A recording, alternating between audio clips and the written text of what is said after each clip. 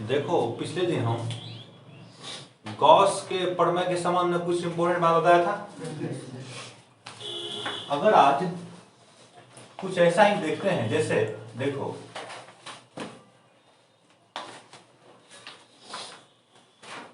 ये एक बेलन है, बेलन बुझता है ना, सिलेंडर।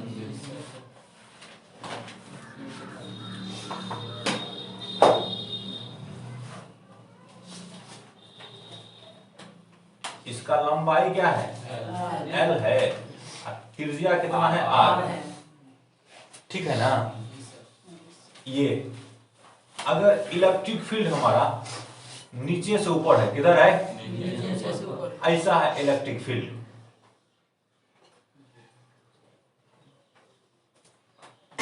तो ये बताओ कि इसके वक्र सतह से फ्लक्स होगा। वक्र सतह कौन है? ये ना है।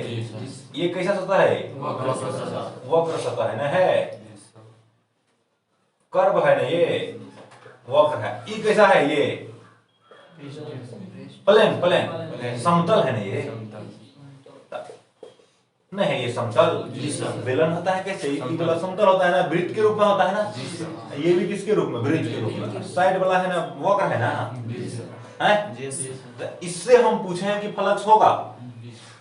देखो जहां पर ये फ्लक्स देखना हो ना, तो फ्लक्स का फार्मूला क्या होता है? फाई बराबर ई डॉट डी ए। अगर छोटे छोटे एरिया में फील्ड का साथ चेंज हो रहा है नहीं, या डायरेक्ट होता है ई डॉट ए, ऐसा ना। जब क्षेत्रफल कैसा है? समतल है बिल्कुल, दिशा उसका चेंज हो रहा है तब ऐसे कर देंगे नहीं। जब एरिया में दिशा चेंज हो रहा है तब कैसे करेंगे? ई डॉट डी ए ना, ई डॉट डी ए करेंगे। ठीक है। तो यहां देखो ई हमारा ना वक्र सतह है, बोलो ना जी। ई हमारा वक्र सतह है। तो यहां पर देखो ई बिंदु लिया, इसका एरिया वेक्टर किधर? बाहर, इधर। यहां पर लिया, इसका भी एरिया वेक्टर किधर? इधर। यहां पर लिया, इसका एरिया वेक्टर इधर। यहां पर, इधर। यहां बोलो, इधर। यहां, इधर। यहां, इधर। यहां किधर? इधर। तो ये क्या है सब? तो तुमको डीए है जी सर। ये है ना डीए वेक्टर सब तो जी सर। प्रत्येक बिंदु के लिए क्या देखता है तुम कि ई ऊपर, ई इधर। कितना ये कौन है? ई के साथ नहीं है। हर जगह क्या देखेगा? ई ऊपर है ना, है। तो वक्र सतह के हम क्या लिख सकते हैं? वक्र सतह के प्रत्येक बिंदु पर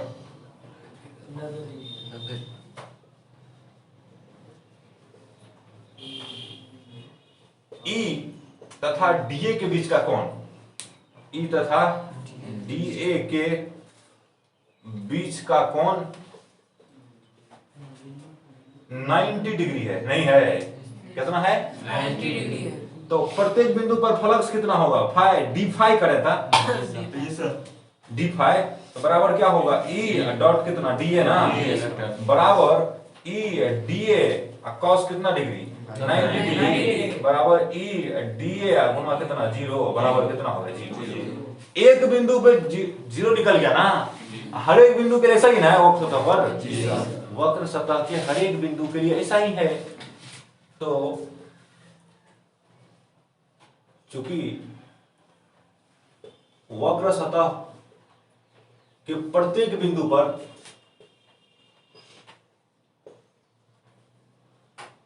फ्लक्स 0 होगा, शून्य होगा ना।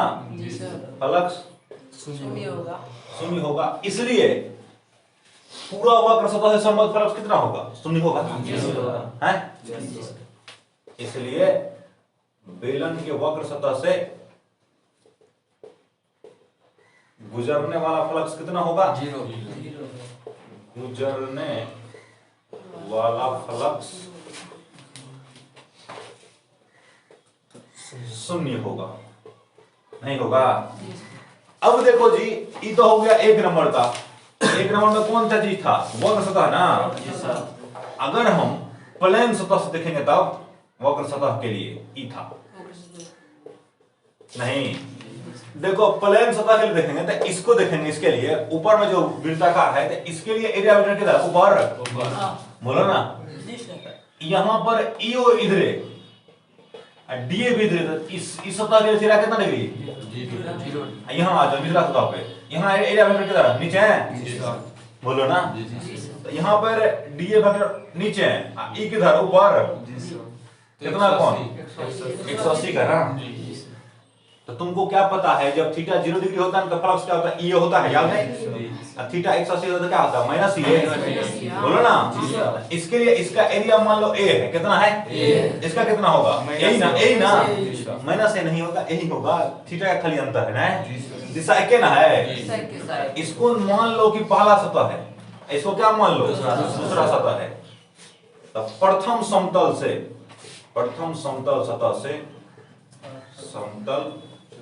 सतह से गुजरने वाला फ्लक्स फाई 1 बराबर कितना होगा, ई डॉट ए लिखेगा ना, था ई ए cos थीटा ना, ई ए cos कितना डिग्री, 0 डिग्री बराबर कितना होगा, ई ए, बोलो ना। द्वितीय समतल सतह निचला है ये, द्वितीय समतल सतह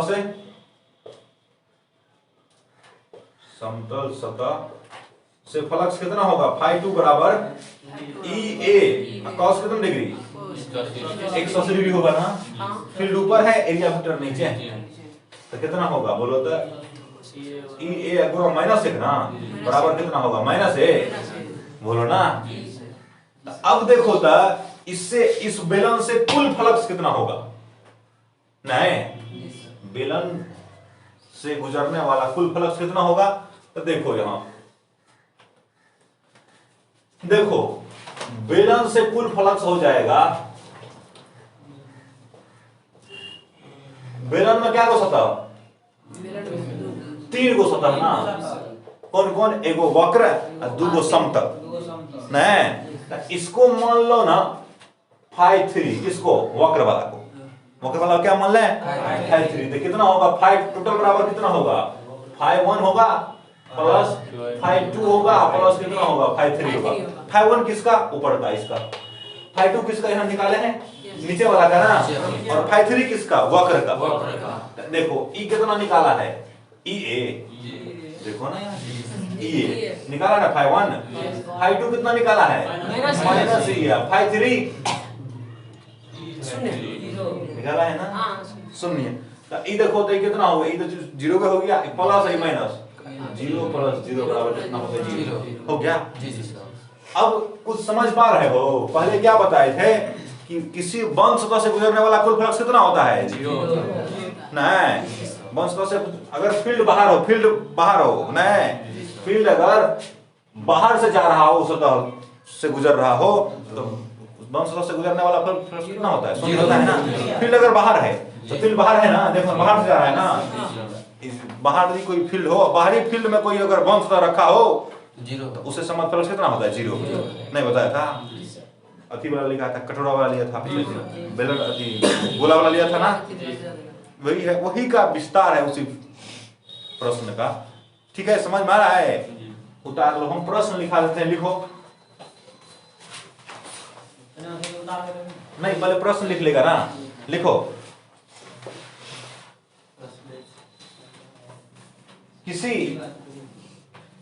किसी बेलन के वक्र पृष्ठ से गुजरने वाला फ्लक्स क्या होगा,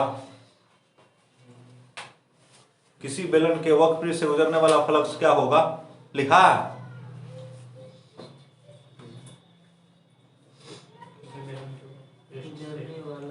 गुजरने वाला फ्लक्स क्या होगा,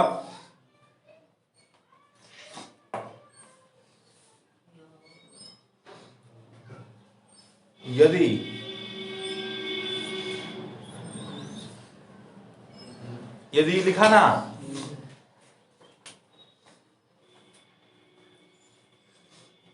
एक समान विद्युत क्षेत्र, यदि एक समान विद्युत क्षेत्र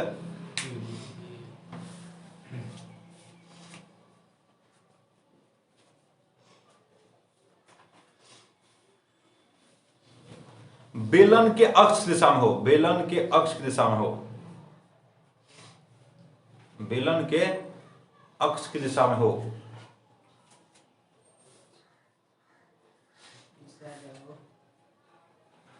देखो यहां, अब देखो है जो लाइन है ना, ये जी ए, इसको बेलन का अक्ष कहते हैं। क्या कहते हैं इसको? अगर ये देखो ऊपर है ना, नीचे भी रह सकता है, नीचे रहेगा तो पर भी, ऊपर रहेगा तो ये तो अक्ष के सामने है। अभी ये ऊपर है ना, इधर अक्ष के सामने, ठीक। सबको देखो एक और खूब बढ़िया प्रश्न जो तुमको लगभग किताबों में मिल जाएगा। एक घन है, क्या है? ये हम एक घन बना रहे हैं।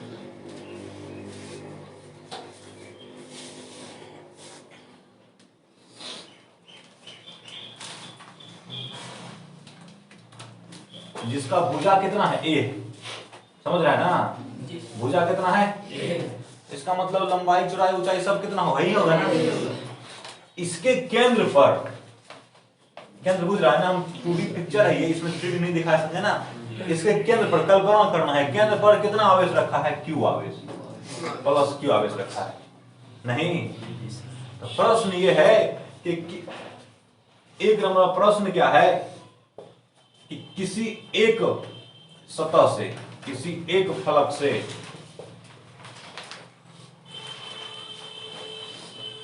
फ्लक्स ज्ञात करें। किसी एक प्लस से फ्लक्स, और दूसरा नंबर में संपूर्ण सतह से फ्लक्स ज्ञात करना है, ज्ञात करें।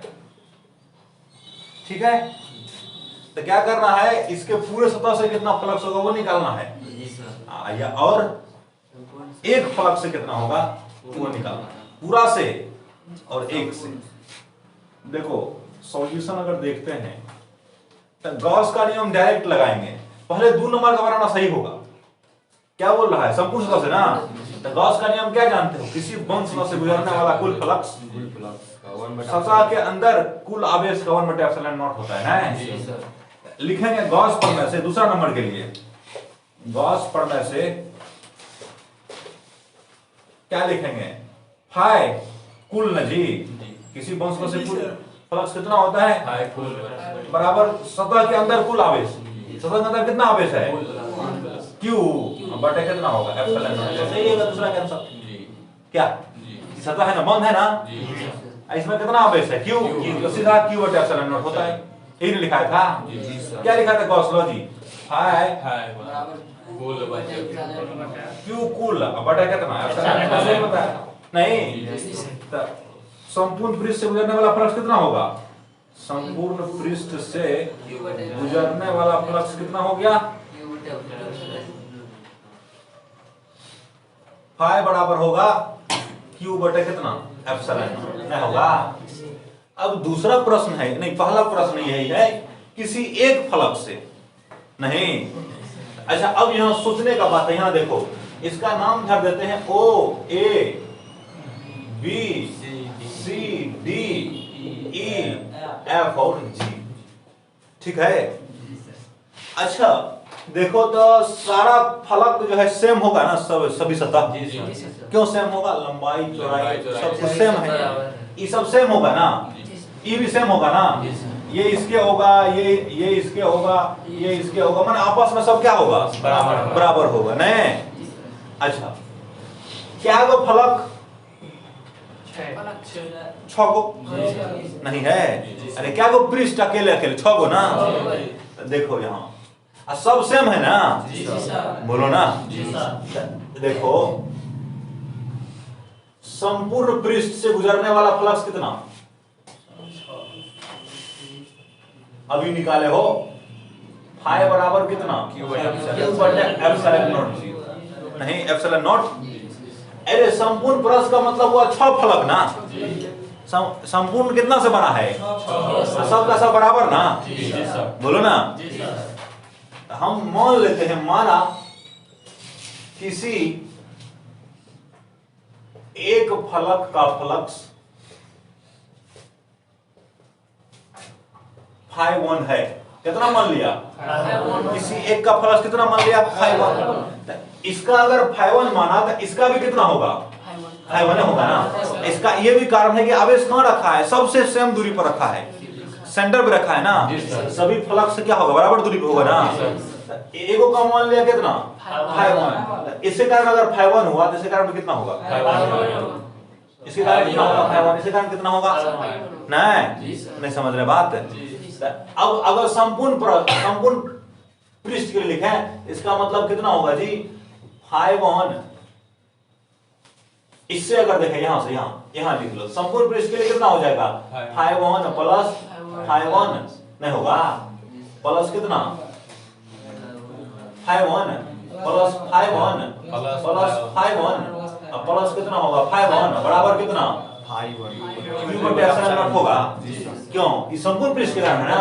संपूर्ण पृष्ठ में क्या हो पृष्ठ 6 गो एगो का फ्लक्स 5 फिर दूसरे का 5 तीसरे का 5 चौथे का 5 पांचवें का 5 और छठे का 5 नहीं तो सब सेम होगा ना। तो कितना होगा 6 5 ना हो गया जी बराबर कितना q बटे एप्सिलॉन नॉट।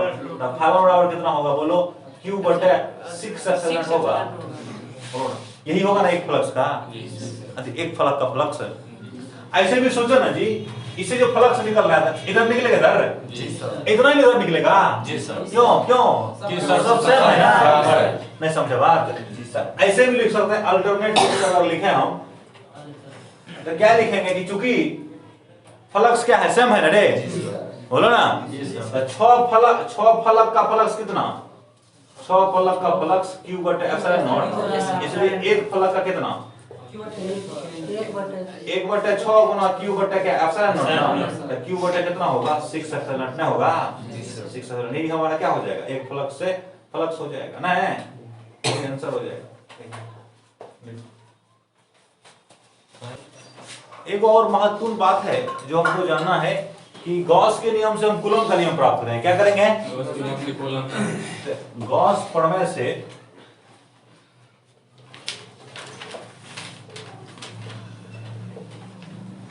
कूलॉम नियम का निगमन का मतलब होता है जो प्राप्त करेंगे ना वही उसी प्रक्रिया उठेंगे। इंग्लिश में कहते हैं डिडक्शन ऑफ कूलॉम्स लॉ।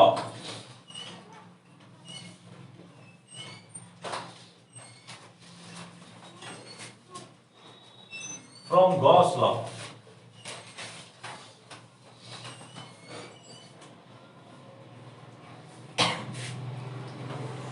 तो क्या होगा जी गॉस लॉ लेंगे और उससे क्या करेंगे कूलॉम का नियम प्राप्त करेंगे। नहीं जी सर यहां देखो मान लेते हैं माना ये गोला है ना उसके केंद्र में एक प्लस क्यू आवेश रखा है गोला का त्रिज्या कितना है r बात समझ रहा है ना। किसी बिंदु पर यहां से इसके सतह पर तो देखो त्रिज्या आ रहा है जिसका मतलब हर एक बिंदु पर क्या होगा विद्युत क्षेत्र सेम होगा ना। विद्युत क्षेत्र तो दूरी पर निर्भर करता है मान उसका नहीं होगा दिशा खाली अलग अलग रहेगा। तो यहाँ पे एक छोटा सा आइडिया लेते हैं DA क्या लेते हैं इसका जैसा किधर इधर ना इससे लंबा था यहाँ पे फील्ड लेंगे फील्ड यहाँ पे अगर फील्ड लेगा तो फील्ड जैसा भी किधर इधर ही होगा जी सर बोल जी नहीं होगा। यहाँ पे अगर +1 रखेंगे तो क्या करें इसको धकेलेगा ना। तो यहाँ पे फील्ड और एरिया वेक्टर दोनों सेम दिशा में है थीटा कितना डिग्री 0 डिग्री होगा ना बोलो ना। इस बिंदु के लिए अन्य तो देखो यहाँ पर फ्लक्स कितना होगा इसका नाम होता है बिंदु P। तो बिंदु P पर फ्लक्स कितना होगा सबसे पहले लिखते हैं पूरा सिस्टम। माना r त्रिज्या के एक गोलाकार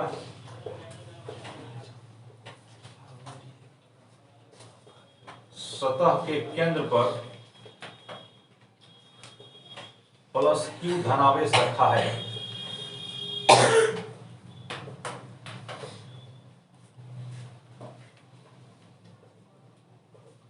सतह के किसी बिंदु P पर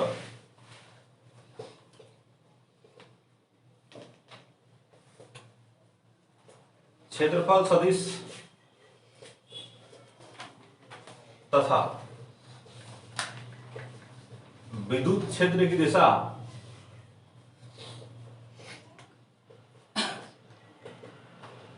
समान है ना।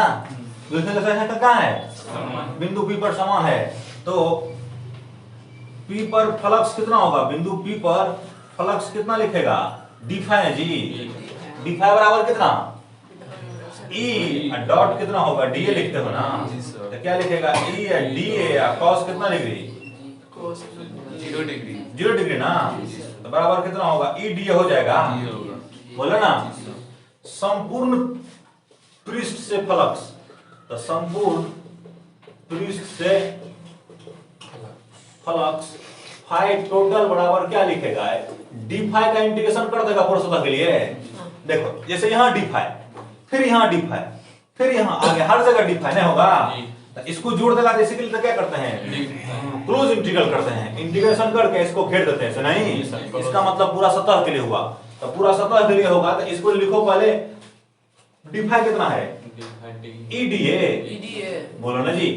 अच्छा देखो तो ई सब ई का मान हर जगह सेम होगा ना, इसका मतलब ई कांस्टेंट है ना, इसका मतलब ई कैसा है, कांस्टेंट है, ई बाहर निकल जाएगा, ई जो बाहर निकल जाएगा कांस्टेंट इंटीग्रेशन से बाहर निकल जाता है, ए क्लोज इंटीग्रल और कितना हो जाएगा, DA। अब इसका मतलब क्या हुआ, सब DA को जोड़ देना है ना पूरा सतह के लिए, पूरा सतह के लिए DA जोड़ेगा, तो ई गोला ना है, गोला का वक्र पृष्ठ कितना होता है, 4 पाई r², बोलो ना कितना होगा, E इंटू 4 पाई r², E इंटू कितना होगा, 4 पाई r², कितना बराबर 5 नहीं हुआ। गॉस प्रमेय से क्या लिखेगा, गॉस प्रमेय से फाइ टोटल बराबर क्या होता है, फाइ कुल बराबर Q कुल बटे एप्सिलॉन नॉट ना, तो फाइ टोटल यही निकला है, E इंटू 4 पाई r² बराबर Q, तक Q क्या बना है, Q बटा कितना एप्सिलॉन नॉट, इसको इधर कर दो, इसको यही रहने दो, तो E बराबर कितना हो जाएगा, बोलो तो Q बटा कितना होगा, 4 pi epsilon not into r² होगा, इसी को ऐसा लिखता है 1 बटा 4 पाई एप्सिलॉन नॉट इंटू कितना होगा, 1 बटा r² लिखता है इसको, बोलो ना जी। इसी को तो लिखता है कि Q क्यों होना चाहिए ना, Q बटा r², इसको क्या लिखता है K ना, इसको 1 बटा 4 पाई एप्सिलॉन नॉट क्या लिखता है K Q बटा r² हो गया है, इतना लिखो ना सर। यहाँ सर क्या सब लिखे हैं सर, माना r त्रिज्या ऊपर में सर ये जो बना है, यहाँ r त्रिज्या का एक गोला है जी सर, इसके बिंदु P पर एक छोटा सा क्षेत्रफल लिया है DA का, जी सर, DA बस यही, और कहाँ कुछ बनाया है, इधर DA बताया था, एरिया वेक्टर से कैसा होता है, सतह से लंबवत होता है ना, जी सर, इस सतह है उससे लंबवत होगा ना, फिर तो यहाँ प्लस है, यहाँ प्लस क्यों है तो बाहर नहीं जाएगा, जी सर, तो दोनों इस बिंदु पर क्या होगा, E और DA एक दूसरे के समान हो जाएगा ना, जी सर। ये जो E निकला है ना जी, ये E क्या है, ये जो E निकला है ना, यहाँ पे विद्युत क्षेत्र है ना, जी सर, बोलो ना, यहाँ पे क्या है, यहाँ पे अगर हम एक दूसरा आवेश रख दें Q नॉट, नहीं यदि बिंदु P पर Q नॉट आवेश रखा हो, कितना रख दिया जाए, Q नॉट आवेश रखा हो तो F बराबर कितना होगा, तो का याद होगा Q नॉट इंटू E, कैसे निकालते हैं बल, Q इंटू E होता है ना, अरे इलेक्ट्रिक फील्ड का परिभाषा क्या बताया, E बराबर कितना F बटा Q ना जी, F बराबर कितना Q E नहीं होगा, होगा Q नॉट E होगा, तो Q नॉट E कितना 1 बटा 4 पाई Q बटा कितना होगा r², इसको एक जगह करो तो 1 बटा 4 pi epsilon not Q not बटा कितना होगा r² नहीं हुआ F है, F बराबर इसी को ना K लिखता है, यही ना कूलम नियम है, दो को आवेश है Q1 और Q2, तो क्या होता है F बराबर K Q1 Q2 बटा r² होता है ना, कूलम नियम आ गया ना, ये हो गया K Q और कितना Q नॉट बटा r², जो क्या है कूलम का नियम है ना, प्रूव हो गया।